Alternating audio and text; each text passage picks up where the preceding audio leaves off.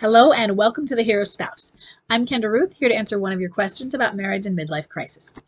Today we have an anonymous female left behind and forward-moving spouse. She has a bomb drop of July 10th, 2021, a date of marriage of 2006. Her husband is a boomerang and low-energy wallower. She says, ex. So the divorce has been finalized. She says, my ex-husband and I work at the same school, and my 9-year-old son attends the school as well. He had an affair with his personal assistant, who is 18 years younger. I believe she's very manipulative and has successfully slept her way to the top. Why is he so adamant that he hasn't had an affair, despite me watching his behavior with her, other staff members watching her, and him and even being spotted making out at a work event? I'm disgusted and appalled that he would even be capable of thinking about doing this to my son and me at our workplace and our son's school.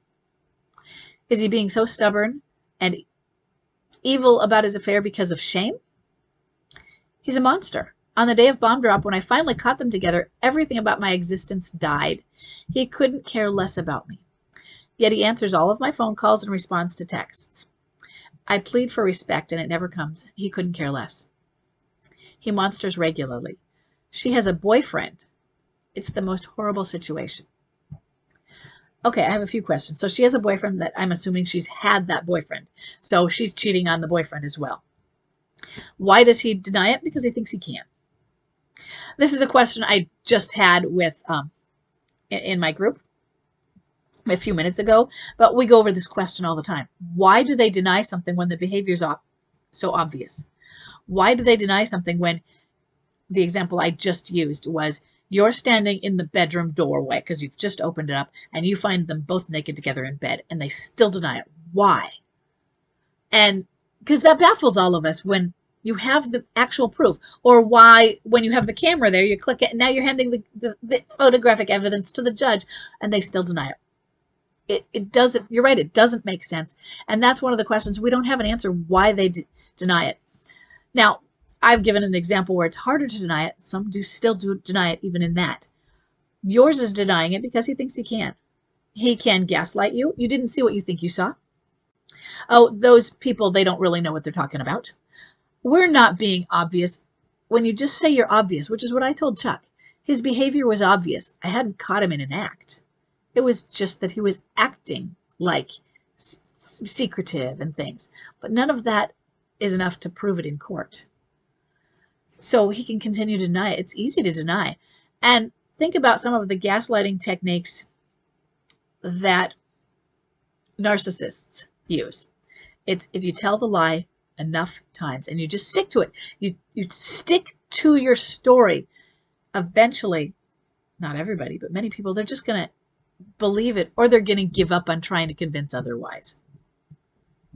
And they'll just give in to whatever a demand might be in that situation. But oftentimes people will just eventually believe it. Well, the person is being so certain in these lies and they're so consistent. So he's trying to gaslight you. And I don't mean that he's trying like subconsciously knowing I'm gaslighting her.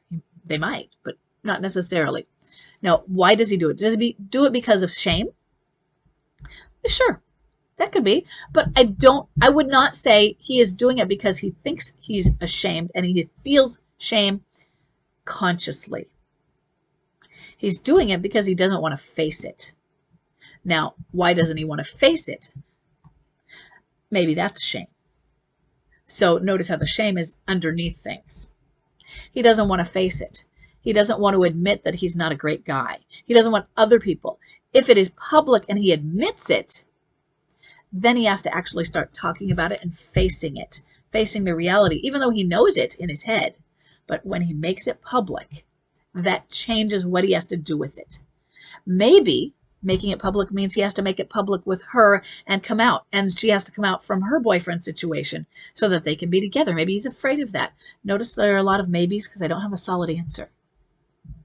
Those are just some reasons why. When my husband, I had a conversation with him, and I actually recorded it. I don't recommend that because it was 90 minutes of me holding having a recording device in my in my bra. And then I I wrote it out. And there was a point where I talked about, well, if we're ever together again, you'd need to be tested. And then he said something about, well, yeah, I guess I need to be tested, which was not saying I am having sex with her, but it was a clear, I would imagine if that were in court, it was still an acknowledgement of it. The very next sentence, he probably had only a comma in there of he denied that he was having an affair.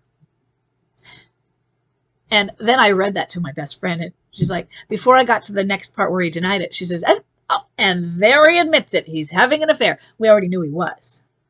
But she's like, and he admits it. It was out loud, out there, on tape. And I'm like, just hold on. Wait till the next sentence. And I was like, what? He just admitted it. How could he deny it? Barely a breath later. It wasn't a paragraph later. It wasn't the next day. It was 5 seconds. It didn't make sense. I asked my mentor, and she said, because he thinks he can. It's really. And so part of that is they think they can. If they do it enough, they'll get away with it. So now, if he's limerent for her, that can explain why he's doing it at your school, in front of you, in front of your son, or at least in the same school setting where your son is. It's an addiction. So if there's an addiction going on, remember, addiction, limerence wins. The chemicals that are being released for limerence wins. It wins because he doesn't have the empathy anymore. He might have empathy toward her, the limerent object, but it shuts it down for the others. If he is feeling depressed, he's a low energy wallower, you say. And I can't see why you say that, but I don't have the information, so I haven't seen what your reasonings for that. But if he's a low energy wallower, that is when they have a more overt or obvious form of depression. Depression blocks empathy. That might mean that he doesn't have the ability to read the room and tell, but it also, or he can tell what your emotions are, and then he can twist them and use them against you because he doesn't have the next level, which is compassion. Narcissists are great at that. Narcissists, we say they lack empathy, but what that really means is they lack the whole breadth of empathy. They can be highly skilled sometimes at detecting what emotions and what buttons to push to get these emotions, and then they use them against us because they don't care. They don't have the compassion part of it. And so he could have the blockage with these. So this was going on before Bomb Lab. You caught them together. It sounds in some ways like you said your existence died, but also you caught them together. There may have been some suspicions there. The next thing is you say you plead for respect and it doesn't come.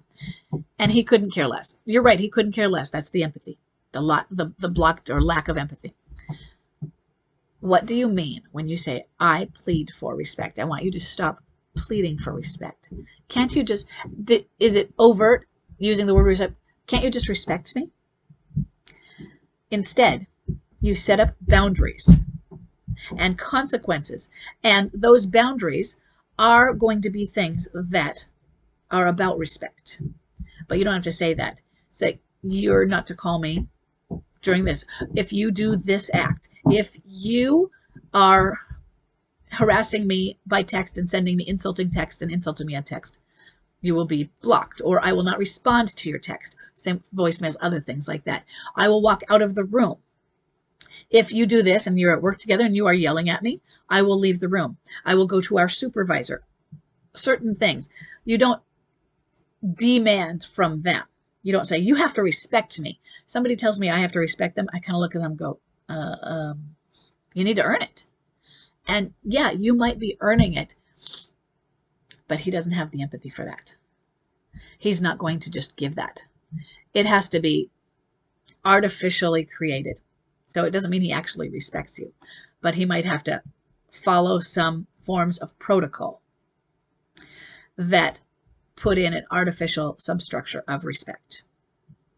Because you're demanding it from him, especially verbally and outright, overtly saying, you're not respecting me and you should.